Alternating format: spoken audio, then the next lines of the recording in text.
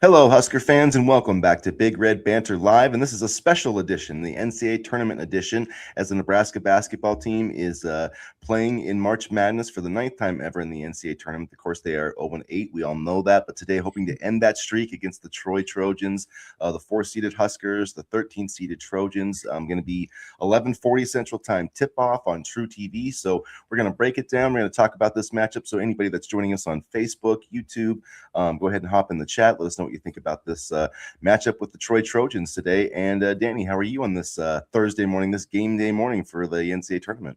A little bit nervous, but excited. Excited. I feel good about our chances, and I'm just ready to get things going. Like I was just telling you off air, I'm glad we have the early tip and not the late tip, because I don't know if I could wait around all day and wait in anticipation. So I'm excited. I really am. And we all remember what happened 2 years ago when we made the first round of the NCAA tournament, but I think this is a better matchup for us, and I'm just really excited to get going. Yeah, it's going to be, I'm excited that they're not going to have to wait, so long. Like you said, you have to wait all day, but I feel like we've been waiting, years for this, all season for this. I remember talking, you and I talked about in the off season when they started putting this team together with Price Stanford and, some of these guys. We thought it was a team that could, not only make the NCAA tournament, but win a game in the NCAA tournament. And, it became pretty clear, early in the season that was a viable goal for this team. They started 20-0, still 26-6. They're still coming in this game 26-6. Troy's 22-11. Then Troy's no joke. I mean, they won the Sun Belt regular season. They won the tournament title. They've been in the tournament. This is their second year in a row. They've got a couple of all conference guys, one that's 6'8", one that's 6'7". But I mean, I do like, Nebraska should have the advantage in this game, right? Like, I think, like Price Stanford is a guy. I mean, if he played in the Sun Belt, he'd be the Sun Belt Player of the Year. You know what I mean? Like he can shoot. He can. So I feel like there's going to be some size factors that it's going to play in Nebraska's favor. And then also, I don't know how many teams that Troy plays that shoot the ball like Nebraska does, but not many. And so that's another key factor. The Fred Hoiberg teams always kind of have to live and die by the three. Hopefully the Huskers live by the three today, but I do think that 3-point shot is going to be important for the Huskers today. I agree, and it'll be good to get away from the Big Ten and Big Ten officiating. So hopefully Price will be able to actually get some fouls called and allow him a little bit more space to work. So I'm very interested to see what he does in a non-Big Ten game, because, and I think this is true for everybody, not just Price, the Big Ten slate was rough, especially towards the end there. Yeah, I think every team is happy to be out of the Big Ten race. Good to see you, Co. And yeah, so I was at a state tournament on Saturday here in Montana, so I was on location. So that's why we didn't have our stream Saturday. But yeah, back today, special edition. Yeah, it's an exciting day for Nebraska basketball. I'm feeling good about the Huskers, feeling good where we're standing. But yeah, I don't know. This Troy team, when I saw this matchup, like you said, like I mentioned on Monday, that there are some troublesome things about it. And I think one of the, both of these teams are pretty good at taking the ball away. And but Troy also gives the ball away a lot too. And I could say actually Nebraska. So do we. Yeah, and it's kind of interesting, right? Because at the start of the season, that was one of our strengths. When you look at the non-conference play, like we were one of the best teams in the country. Nebraska wasn't taking care of the ball, and even at the start of Big Ten play. But by the time we finished in Big Ten play, Nebraska was like 9th in turnovers. With almost 10 per game. So that has been an issue. The second half of the season, and then the 3-point shooting percentages. Nebraska actually, when I was looking at the numbers yesterday, they're down to 105th in 3-point percentage. And that percentage at one time was like 37, 38%. Now it's down to 35. And, so that's been, I mean, Jamarcus Lawrence has not been shooting well. Rick Mass has not been shooting well. I would say that Braden Frager hasn't been shooting that well, so some of those guys just, hopefully they'll start clicking, because sometimes it's just, shots start falling, or sometimes, like a shooter like Stanford or Frager, sometimes they just need to like make a layup, and then they get going. So I don't know if that's something that's going to be sustainable, or that slump is going to sustain itself into the NCAA tournament, or if it was just a fatigue factor. But they've only played one game now in 2 weeks, basically, or I guess not 2 weeks, but 11 days since that Iowa game. They've only played once, so they should be as fresh as they've been all year coming into this game, which is kind of what you wanted. Talking about the Big Ten tournament.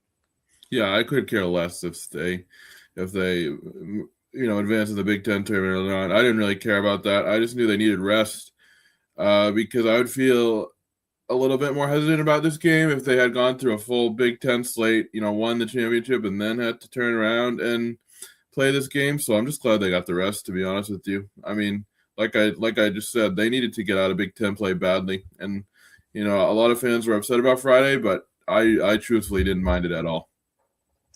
Yeah, I mean, like I wish they had played better, and I did want them to win the Big Ten, but in the grand scheme of things, like I'd rather have, like we said, a win in this tournament. Unless you could have won the Big Ten, but I mean, I think that would have been would have taken a lot of energy for Nebraska to do that.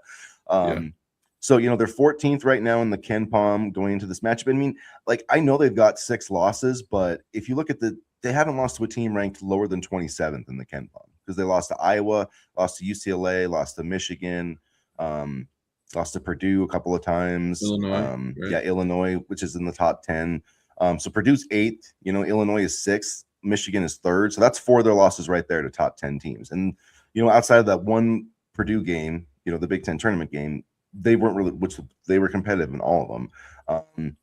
So and then outside of that, the only game on the road they weren't competitive in was that UCLA game, where they had the weird time. And I'm not making excuses, but for the most part, they've played really well. They have not faltered against a team, where Troy's going to be ranked. I'm trying to find where Troy's ranked right now, actually, in the Ken Palm. I don't know why. Yeah, 141st. So, I mean, not saying that that means Nebraska's going to beat this team or whatever, but 142nd in adjusted offensive rating, 165th in adjusted defensive rating, which partially has to do with who you've played, and that's their conference and yada yada. But you look at Nebraska, man, they're 54th in adjusted offense and 7th in adjusted defense, which isn't necessarily what you would think of for a Nebraska team. So basically, like, they have a good enough defense to win the national championship, but their offense isn't good enough. And so that's kind of an interesting thing for Nebraska going into the NCAA tournament. We'll see if that defense can play up to that level, and if these guys can start making shots. This team is still, I think, still very dangerous. I still think the ceiling for this team is still very high. It's still Sweet 16. It's still Elite 8. But they have to play at that. They have to play at that level they did early in the season when they would like go on those runs. When they would score like 20 points in a row. We haven't seen that Nebraska team in a while, and I'm hoping that shows up in the first half. I would just love to see them come out and just blitz Troy today. You know what I mean? Yeah, and like I told you out there, I'm glad that we got the early games out of the late game and all the waiting around. But I'm the teams that they lost to were all tough teams, Iowa included. So I'm not too worried. Troy does have some good players. They're a solid team, but like you said, they haven't really faced a Big Ten style opponent this season. So I feel confident that we can pull this one off. Outside of, they did play USC and they lost in double overtime, and it was like 107 to 106 or something like that. So they did have that one game. They played San Diego State too, which they're a good team, but they're not. I wouldn't say. I mean, this year they weren't the San Diego State team that went to the Final Four. They weren't that good. I don't even know if they made the tournament. I don't think they did. Yes, I'm just kind of looking at their schedule. And yeah, no, I mean, it's just not. Their conference, the Sun Belt's just not a great league, They did beat Akron, which I believe is in the tournament. Or they were one of the better teams in the MAC. I don't have the entire field of 68 memorized. I guess it's 64 now. I used to when I was a kid. I'm just like not as into the brackets as I used to be. I'll say that, but which I guess while we're sitting, we could do that too. Talk about who we're picking in the Final Four here for a second. But yeah, I just when I look at this Troy matchup, the one thing about Troy that scares me too, besides the offensive rebounding, because that's the thing that worries me. 12.4 per game, which they give up, which I get. That's different. 12.7. That's different. Getting 12.7 in the Sun Belt than the Big Ten. But they're 3-point shooting because they're top 100 in 3-point makes, and they're top 100 in 3-point defense, like percentage wise.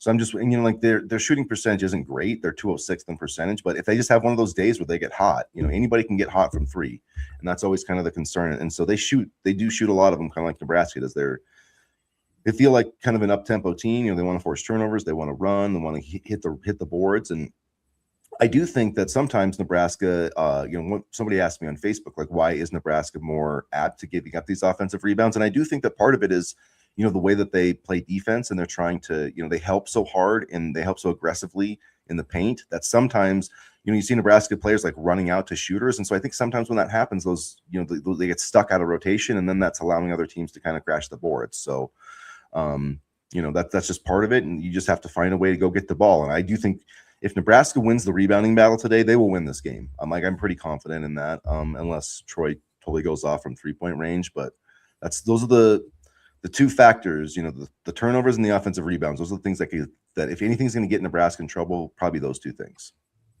Yeah, I agree. And, I'm really going to be watching the turnovers, and I'm going to be watching Jamarcus Lawrence a lot today. I know we mentioned him a little bit earlier, but if he can get going like he was in, December, then we could really have a good day today. And he's at his best when he drives to the hoop and creates for others. And one of his strengths this season was doing so, without turning the ball over. That's changed a little bit. As we mentioned, he's one of the players that's really struggled with turnovers, but, all the season trends go out the window today. Just take care of the damn ball today, and you'll be fine. So I'm really curious to see what kind of impact he has on the game this afternoon. Yeah, and it's his shooting. Honestly, his shooting is the thing that's concerned me probably as much as the turnovers, because he's just been not shooting the ball well. But in the last 5 games, the turnovers have been an issue too. 3 against Purdue, had 2 before that, 3, 4, 1, 0, 4. So yeah, it's been a bit of an issue for him. But the assists, he hasn't been that bad. He only had 1 in the last game, but before that 6, 5, 7, 6. So he's been doing a good job with the playmaking, but it's the shooting. He's only made 2 of his last 16 from 3. So he's got to be better than that. I mean, I don't know what the percentage is. I'm not that smart math. I can do it here really quickly for you. That's 12%. You can't have somebody on the floor shooting 12% from 3. But that's the thing, is they don't have anybody else. They literally have nobody else to play. That's in the back. I mean, sure you could throw out Kendall Blue, I guess, but it's like you're not gonna. This is your team. You dance with who brought you here. Unless there's some type of foul trouble or injury, you're not going to bench Jamarcus Lawrence. You just have to hope that, early in the season he was shooting the ball really well. You just have to hope that the shots start falling. Like, they look good. Like, I don't know why they're not going in. You know what I mean? Like his form looks good. I don't know if it's a confidence thing. He's got the yips, but he's one that it probably would benefit him if he could somehow get a driving layup and just see the bucket go in, or get an early free throw. Because he's just been really streaky. That's kind of the whole team. It would benefit this team to see some shots go in early. Whoever it is, whether it's Price or Sam Hoiberg or Rink, they have to get off to a good start. Because if you look at every team that's playing today, I don't think there's a team in the country who has more pressure on them than Nebraska. Honestly, this is. I mean, yeah, you're talking about 1 seeds, but they're playing 16s. You know what I mean? So nobody has the pressure of trying to win a national championship title. No other program is sitting here today being this is the most important game in the history of the program. But Nebraska is. Rink Mast had to do an interview he did an interview with NBC. Everybody's kind of talking about this. And so I just feel the longer this game is tight, the more chance that this team starts to think about that more. And that pressure that monkey on the back starts to feel a little heavier, And so I do really think that getting off to a positive start, a fast start in these first 10 minutes of this game is going to be crucial for Nebraska. Yeah, I agree. And I definitely agree about the pressure too, because honestly, if they can't pull it off today, then I don't know when they're ever going to. Yeah, I mean, it's gonna have that feeling, right? When is this ever going to happen if it doesn't happen today, especially as a 4 seed?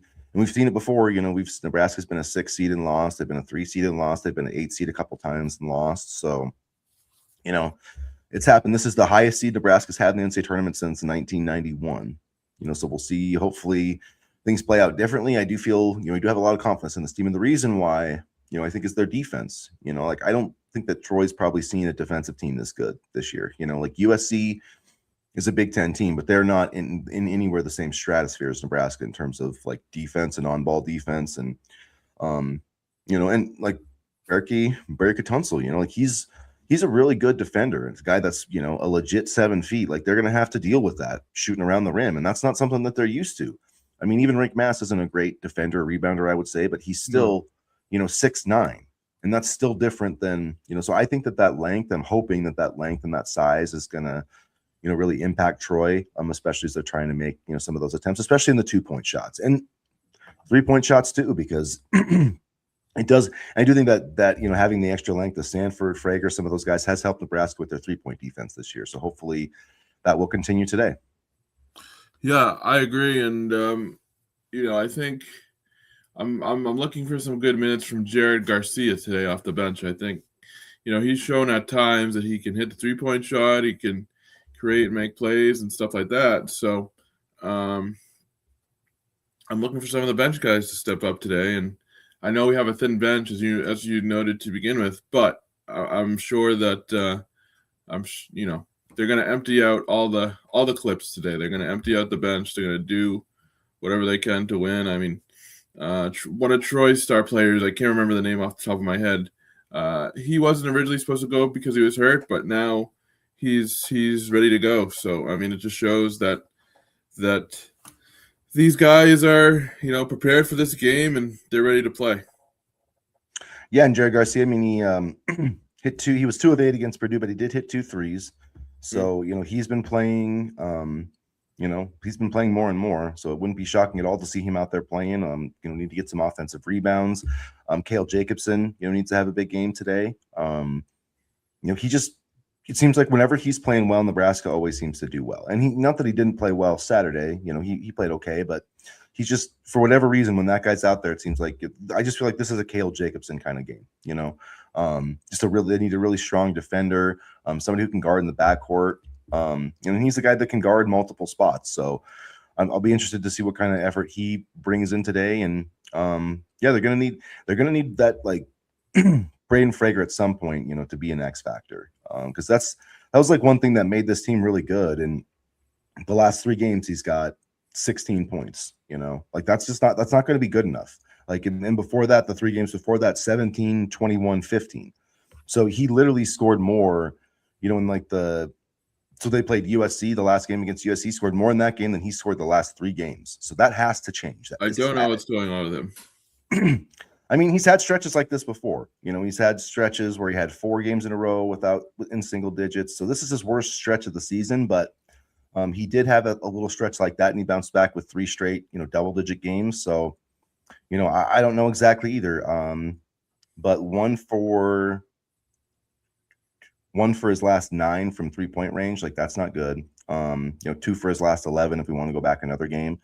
So that just absolutely has to change. If this team is going to be, they could probably beat Troy without Braden Frager going off, but they're not going to win the next game if he plays like that. They're just not. They just don't have enough talent, to move on. If him and like Price Sanford are really struggling, to me, Braden Frager has always kind of been the X factor of this team, and their ceiling is just when he's playing at his best, when he's like scoring 20 a game and he actually looks like the Big Ten sixth man of the year, like that. That's when this team can be really good, and I just don't think that they're going to reach their ceiling if he doesn't play up to his best over the next, today and hopefully, this weekend and hopefully next week.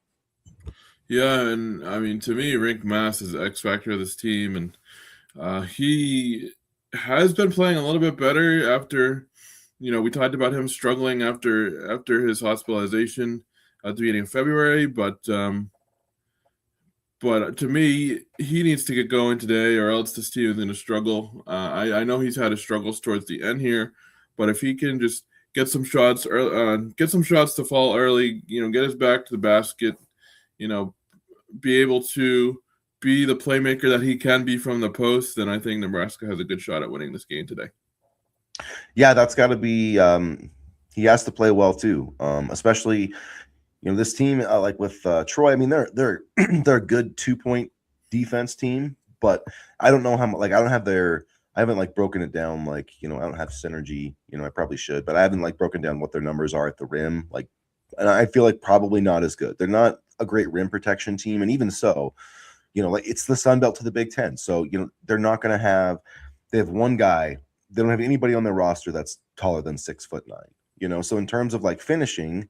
Like, this should be a great chance for Rink and for Berkey, Frager, Sam Hoiberg, all these guys, Price, to really attack the basket, because there's not, these guys are 172nd in block rate, and they play in the Sun Belt, so like there's really no rim protection with this team. It's like they want to try to force turnovers.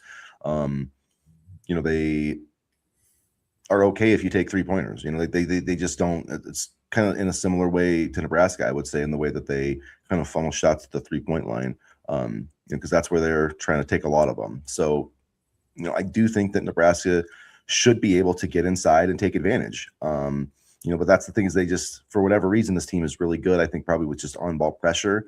At their 287th, their opponents are in 2-point attempts. So, they do a good job of not allowing teams to attempt those shots. And the reason why is because they're probably not good at defending them. So, that's going to be a big part of this game. Get Rink Mask and some of those guys, take advantage of that inside, because Nebraska really should dominate the 2-point battle in this game.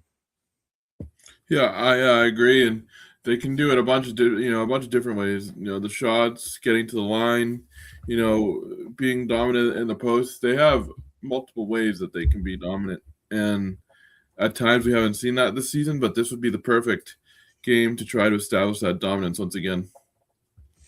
Yeah, and then looking at if they win this game, it probably would be, who knows, Vanderbilt or McNeese State. I picked McNeese State to pull the upset in my bracket, but I don't know how. It seems like there's one 12/5, so that seemed like a good one. So I don't know if that would be kind of a nice nice gift for Nebraska, but either way, I think it's going to be a challenging matchup. Going into the next round if they can win it. But yeah, just like overall looking at this tournament, like who are some teams that you're going to be? I don't know.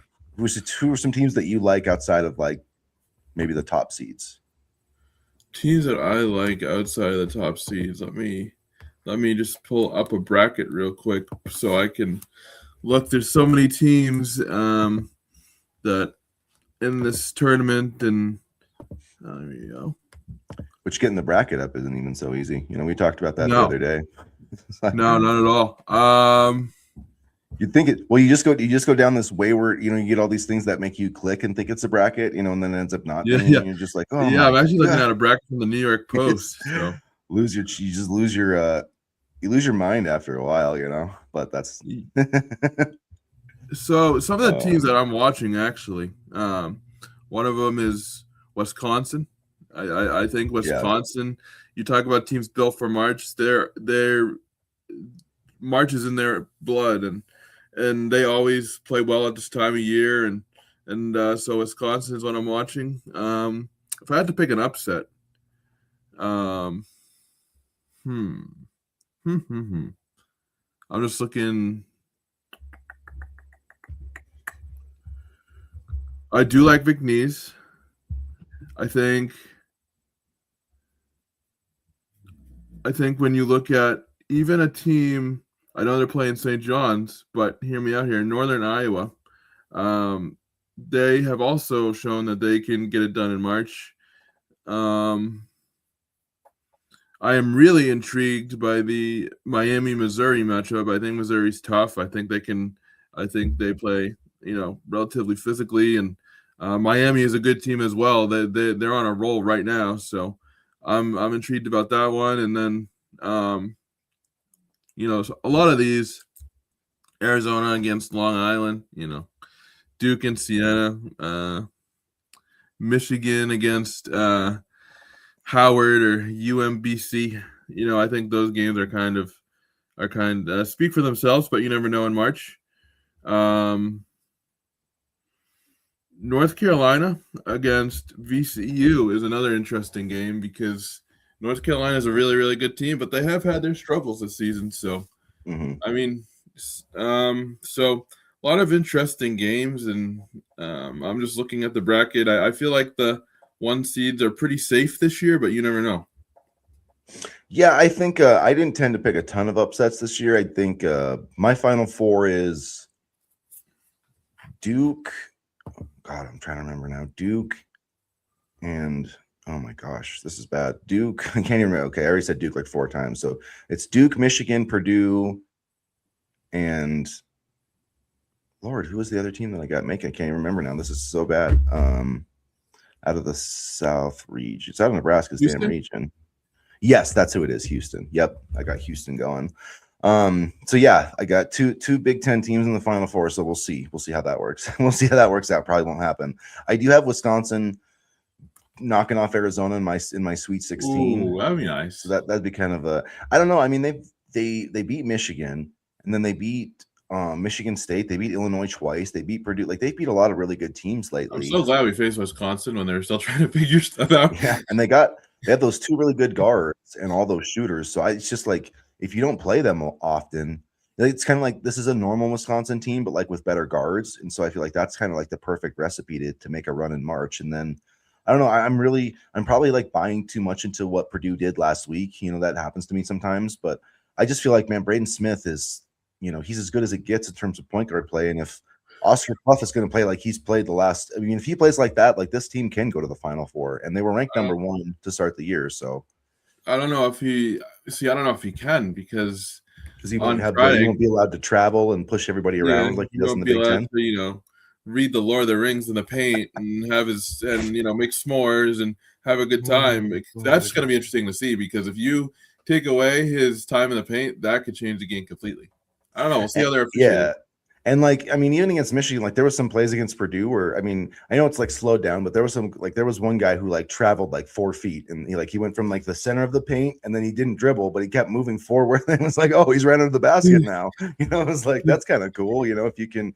So yeah, Big Ten, there's always that X factor of not playing with Big Ten teams. And so, yeah, I don't know. I think the Big Ten's really good this year, but we've had other years where they thought they were good and it didn't come through in the tournament. So I don't know. I'm betting on them because I got Michigan State going to the Elite Eight and then losing to Duke. I have Wisconsin and Purdue in the Elite Eight, and then Michigan in the Elite Eight. I have North Carolina actually upsetting Illinois in the second round. So Tar Heels better win today, or I'm going to be in trouble. Yeah, good. But it's like, yeah, it's hard to, in the old days, you used to pick like, there was always like one double-digit seed that made the Sweet 16. Like, I just don't know if you can bake that in anymore because the top teams are so tough. So I don't know. I kind of think it's going to be like last year. It's going to be kind of more of a chalky tournament until we get to the second weekend. Yeah, I agree. So do you want to do Final Four picks? Yeah. I think, I said my Final Four. So what's your Final Four? Okay. Duke, Arizona. I got some people forget. Duke against Houston, Michigan against Purdue, and then my championship game is Duke against Michigan, with Duke winning, unfortunately. So that's where I got it. Well, my Final Four picks to come out of each region are Duke in the South, Arizona in the East, Iowa State in the Midwest, and then Houston in the West. I think Michigan is going to lose. I think teams are starting to figure them out too. And, I think – I'm not going to say they peaked too early either, but I think the Big Ten is just tough, and I think they're going to run out of gas in this tournament. Yeah, I can definitely see it. I mean, they haven't been the same since they lost LJ Kaysen either. Understandably, yeah. So that was kind of a big blow for them. And for every year, Michigan tries to make a run at it. So yeah, we'll see. I mean, they're gonna to them, it's really defense and 3-point shooting. They played terrible defense against Purdue. Those are the two, turnovers are an issue for them too, but like when they struggle, it's their 3-point shooting kind of falls out of. So they're going to have to find a way to shoot better from 3. But yeah, I don't think they played great this weekend. And it is a tough bracket. They play in a very tough bracket because there's Iowa State, Texas Tech, Virginia, Alabama. Of course, I can see any of those teams in that bracket making a run. Yeah. Yeah. I would have said Alabama too before the kid got arrested for a pound of weed or Dan, 2 pounds. I think it was 2 pounds, but Dan Wetzel goes, he had the funniest tweet of it all. He says, during these difficult economic times, why would we punish anybody for trying to buy in bulk? Yeah. I think the problem, Aiden Holloway, is that you weren't buying for personal use. So yeah, he was trying to make a little quiche on the side, and that's where he got himself in trouble, because weed anymore, like a small amount of weed, isn't a big deal, but 2 pounds, they take notice. Yeah, especially if you're trying to sell at black market, which sounds like he was probably trying to do. So, not especially great. If you're on the Alabama basketball team, where you're probably recognized at a higher rate than anybody else. And it's like, dude, you got to be making a good amount. Like, how much? What? That makes me like, does this guy have a gambling problem? Like, what is going on? Or he's just like, I'm going to take some of this money and turn it into more money. Which, I mean, I guess that's the entrepreneurial spirit, but seems like there could be better investments than like black market weed. I don't know. It's interesting because it's like, is the Alabama basketball program at this point in time now bigger than the football program? I mean, I don't know, probably not, but they're close because they've made some runs. They've been to the Final Four recently. Yeah. Nate Oates has done a great job. So yeah, they're definitely. I mean, they still scare me as a Sweet 16 matchup for Michigan. Although I think Texas Tech is going to play them, and And Texas Tech has a guy that was committed to Michigan and then ended up not going there. So it's like, I don't know if that'll be like a revenge game for him. So anyways, but yeah, I agree with you. I'm worried about Michigan's prospects. I don't think that they're going to make it. So who out of your Final Four, what's your, who you think is going to cut down the nets?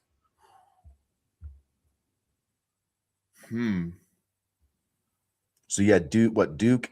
So Duke against Houston, and then Arizona against Iowa State, I think is your matchups then. So Duke, Houston, who you got? Oh, that's tough.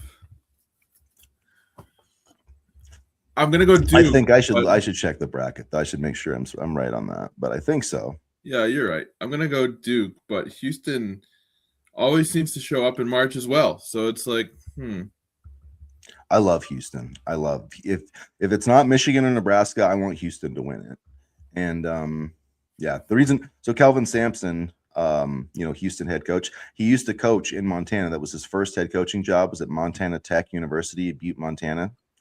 And he's so gracious. Like, I know the people all don't know this, but I work for Media in Montana, and like one of our reporters from Butte, like during the NCAA tournament, like Kelvin Sampson like took time to do an interview with this guy, and so like he still like will text people from Butte, Montana, from like the University of Montana Tech. Like he'll like be text. So I like Kelvin Sampson is a real one, truly genuine person, and so I'd really like to see him win a national championship. Especially, I just like the way that Houston team plays. They're gritty. They play defense. I really wanted them to win last year. I don't like Florida. I hate Florida. I'd rather see just about anybody in this tournament win, but Florida or Duke. Unfortunately, I do have Duke winning it because I think they're the best team. But I'd love to see Houston come out on top. I'd love to see North Carolina come out on top. I love Hubie Davis, and I love the team over at Chapel Hill. I don't love the football.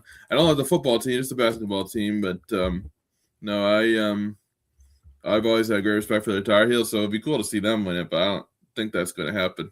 Nevertheless, they're still here, so you never know. Yeah, I mean, you never know. Nobody thought they made a run a couple years ago when nobody thought that they would. So I don't know. I feel like, but that's the same thing with Duke too, is they're not really healthy. Their center's out. They don't know about Caleb Foster, if he's going to come back in this tournament. So that's kind of a big factor for them. Arizona's real good too. I mean, so they've kind of been, I feel like they've almost been overlooked, like everybody talks about Duke and Michigan and kind of not about Arizona, but like Arizona's just as good, if not better than those teams. So yeah. And like, I don't love UConn though.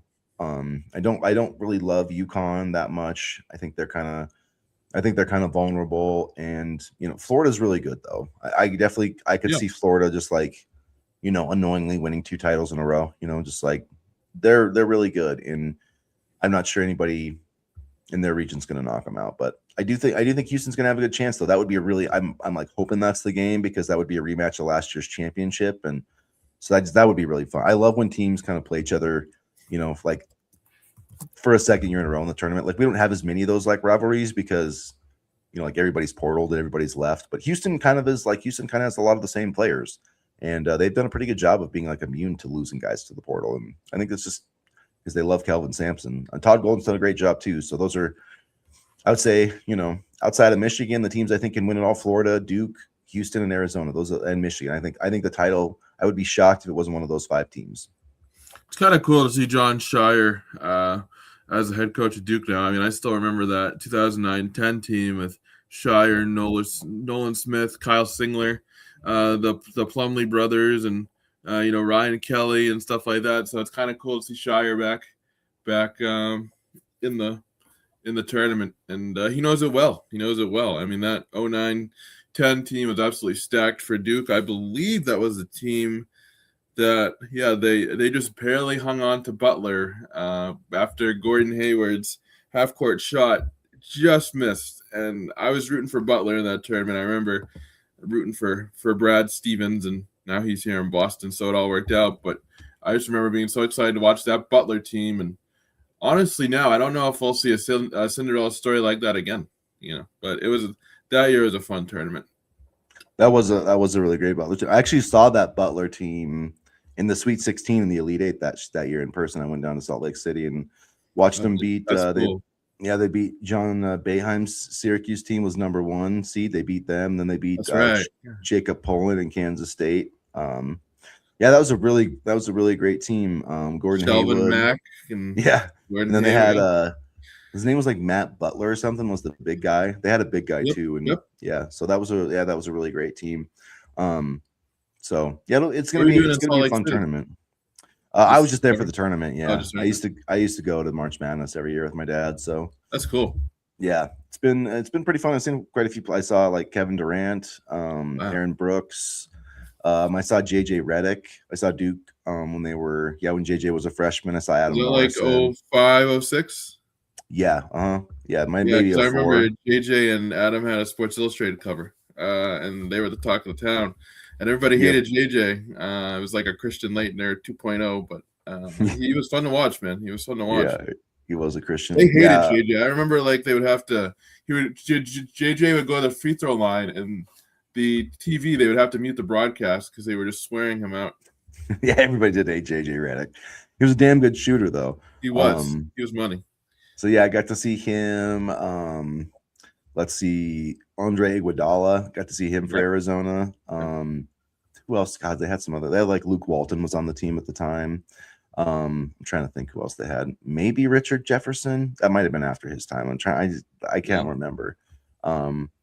But yeah, it is pretty fun. Got to see some great buzzer beaters. A few upsets along the way, but I saw Montana get their first NCAA tournament win one time. So, Yeah. but yeah, Do you remember the 03 tournament at all when Vermont and Taylor Coppenrath kind of took the I do. tournament by Yeah, I do storm? remember those guys. That Yeah, was big up here. That and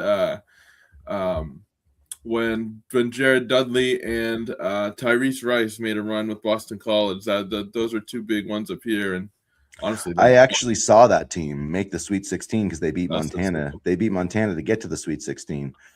Yeah, Craig Smith. So That was a really good team. yeah, For they them. couldn't stop Craig. That was Craig Smith. They couldn't. Yep. Him and Jared Dudley. They could not stop those guys. And it was funny Yeah. because they played Pacific in the first round, and Pacific like took them to double overtime or something. Yeah. And Boston College ended up winning. And so I was like, dang, it would have been nice if Montana could have played Pacific. So Montana almost got to play Pacific instead of BC. But yeah, Craig Smith, even though he's only like 6'6", like 6'7", like he was like the most dominant like 6'7" player you've ever seen in your life. You know, if that guy was 6'10", he would have been like all NBA. You know what I mean? Yeah. Like He was a bucket.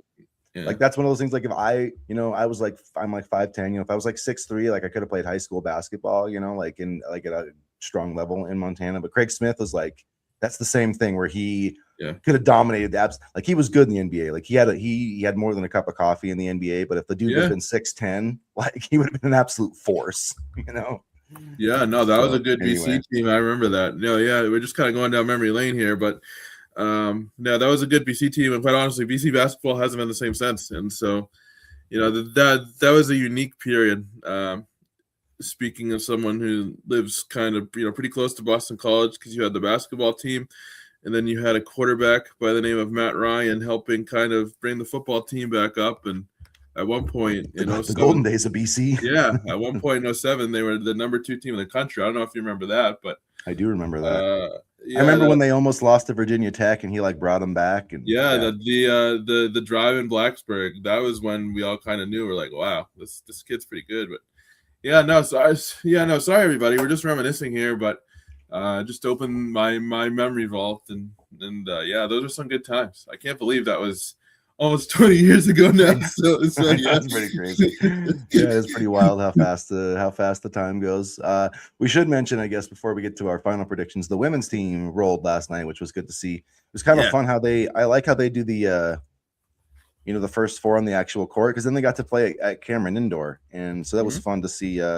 Britt Prince go off for 22. Kaylin Hawk made 4 threes, and they're playing Baylor on. Like the thing is, if you get this play and win, I feel like that gives you momentum going to the next game. So it would be, it's going to be a long shot to advance because they'd have to beat Baylor and then Duke on their home floor. So they have to win 3 games. But and Baylor's won a lot of. They're very good in women's program, but at least it's great to have this team have the chance. And so I'm excited to see what Britt Prince and some of these girls can do. But man, Britt Prince is so freaking good. Like I'm just gonna enjoy her as long as she wears a Nebraska uniform, which is hopefully her entire career. But like, my God, she I don't know, like she might go down as the best basketball player we've ever had, women's basketball.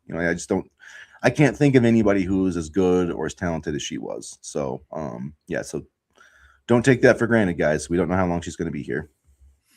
And I think everybody who wanted Amy Williams fired, I don't know if they feel the same way now, but no, that's a good Richmond team too, and they were able to take care of them, and they were also able to, get some contributions from the bench, and they were able just to play a well-rounded game. So I mean, this win on Wednesday was huge, just because, again, it kind of reminds me of the men's team. They came in slumping a little bit. They were slumping in Big Ten play, and then they got that tournament win. So good for them. And that's the thing. It all changes as soon as March starts. No more conference tournaments, no more season-long streaks. It all comes down to that one game, and the women made the most of it. So I'm really happy for them, because at times this year we were kind of wondering if they were even going to make the tournament, and they did, and they answered it in a big way. I mean, again, Richmond's a really good team, so all the teams are good once you get here. It's not like, oh, this team sucks. Even the lower seeds, they could be on any given day. So. Yeah, and it's the crazy thing about Nebraska is that they're in the NET rankings, they're ranked 25th. So it's like that kind of. I mean, just looking at it, like if you're Baylor, you're like, damn, this team is basically. If you look at the NET rankings, that would put them on the 6th line or like the 7th line as a seed, and they're number 11, and they're 11 seed. So I mean, they're definitely like, I know they didn't win as many of those games, but that's because they were like every team they played in the Big Ten was like top 20. I mean, like seriously, there was a stretch where they played like 7 games in a row against teams that were in the top 20. Sound familiar? Yeah. I mean, so like, especially getting out of the Big Ten in women's basketball, I do think that this team could make a run. And I definitely think that they're, and I don't think that the NCAA like underseeded them. It's just that was based on their resume, but like based on what this team actually is talent wise, like they are underseeded. And so, I they're not your normal 11 seed coming into this game. I'm actually kind of glad they're underseeded, because it lowers the expectations a little bit too. And I think, I think that's where the men might kind of struggle today. Just that, like you said, the expectation and the pressure, but hopefully they'll rise to the occasion. Because I will say, when we were here 2 years ago and we played Texas A&M, and I just looked at their roster, I'm like, oh, that's not a good matchup. But here, I don't necessarily feel that way against Troy. They're a very good team, don't get me wrong, but I'm not like, ooh, like I was 2 years ago. Yeah, for sure. So. Yeah. All right, you guys. Well, anyone's still hanging out with us, you can throw your predictions in the chat. We're going to wrap up here.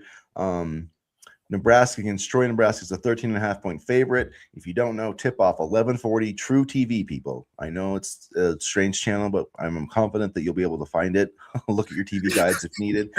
I know there was a lot of what is True TV. Yeah, there was. Yeah.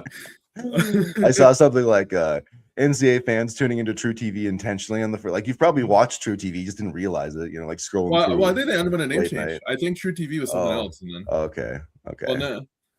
Yeah, I had someone ask me if True TV was a channel where you could watch movies and not the old Barney and Friends, but other movies. So yeah, we're not too familiar with True TV in these parts, but hopefully True TV only lasts for today. That's what's great about the YouTube TV, I like to say it like that, is they just pop the game right up on there. So you don't really have to channel surf. They just pop the game you want to go to. Of course, the problem is if you hit the home, like sometimes I just hit the home button 17 times. I'm like, why the hell isn't it clicking on the game? Anyway, that's my user error. So what is your prediction today for Nebraska and Troy? Do the Huskers finally end the 0-8 streak? Do they finally get their first NCAA tournament win? 75-68 Nebraska. They're not going to cover, I don't think, but they will win this game. I agree. I don't think they're going to cover either. I got them winning 81-71. I think Nebraska will be in control for most of the game. I think there's going to be a few tense moments, where you're kind of like, but I think they're going to start strong. I think they're going to feed off, however the thousands of Nebraska fans. Yeah, there's a lot of Nebraska fans there. That's a good point. I wanted to touch on that. There's a lot of fans out there that are rooting for Nebraska. I was in a couple of Nebraska chats, and they said they went to a restaurant. It was just wall-to-wall Husker fans. So. Yeah, I think it's going to have, a Final Four feel to it at 11:40. That's just how it's going to be, because these fans are so hungry and they want this win. This team wants this win. So, I'm going to pick Nebraska to win. I just think defensively, the way they shoot the ball, their size, I think all those are just going to overwhelm Troy a little bit. And the other thing is Sam Hoiberg led the Big Ten in steals. I think Sam Hoiberg is going to get some steals. I think Troy's going to have some issues with turnovers today. And I think Nebraska just does enough to pull away late and, go to the round of 32 for the first time ever. So if that happens, it will be great. If not, I will be experiencing a sadness, that's just so low. I told my wife I probably won't even cry. I'll be so sad. Won't even know. I'll just have the blank look of despair on my face. So I told her it's either going to be gardening and help her with her plants then. Yeah, it's either going to be a great day or a terrible day. That's March Madness for you. There's no in between. Honestly, if they lose, I'll be so sad. I really will be so sad because this is the team I think to do it. And if they lose, I don't know where to go from here. Yeah, it'll be pure dejection. Like if they win and get to the round of 32 and lose, like that'll be disappointing. But this is the game. This is the most important game in Nebraska basketball history. I know we've said that every time they've been in the tournament, but this really is true. And they gotta. No, every time until they get that one win, it's going to be the most important game in Nebraska basketball history. I think it was like what Rink said. Yeah, and he said he's like, oh, I go and read the comments. I was like, no, Rink, don't ever read the comments, man. But anyway, he was like, I read comments, and that's something that's always brought up, whether we win or whether we lose. Is that we haven't won that game. And he had a whole comment. But at the end, he just said simply, we need to get it done. And they know what's at stake. These players know what's at stake. I just hope they don't feel that when they're playing on the court. I know. That's what I worried about too. Because it's like, that's a lot of pressure. It is a lot of pressure. Whether you want it to be or not, and this is true for any sport around here, the entire state is counting on you to provide their happiness. And that's not an easy thing.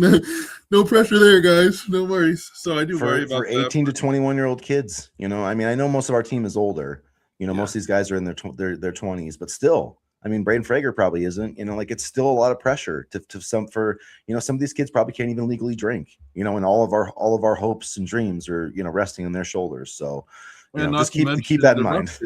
Not to mention the rough days too. When they're having a bad day and they're developing or they're struggling and they're under the microscope here too. So we know it's a lot of pressure. If you're a student athlete, don't listen to us or any of these podcasts or social media. Just tune us all out and try your best and let's get a victory, because the last thing you want to do around here is read the comments. Hell, I don't even want to read the comments around here anymore. Yeah, exactly. So, all right, you guys, hopefully you can take care of business like the women. If you haven't already, hit the like button, hit the subscribe button. We'll be back for an episode on Saturday morning. Win or lose, we'll have our normal Saturday chat, our normal edition of Big Red Banter Live. So thanks, everybody, for joining us for this special edition. Put your comments in the chat. If you haven't put your score prediction, throw it in there. But as always, go Big Red. Go Big Red.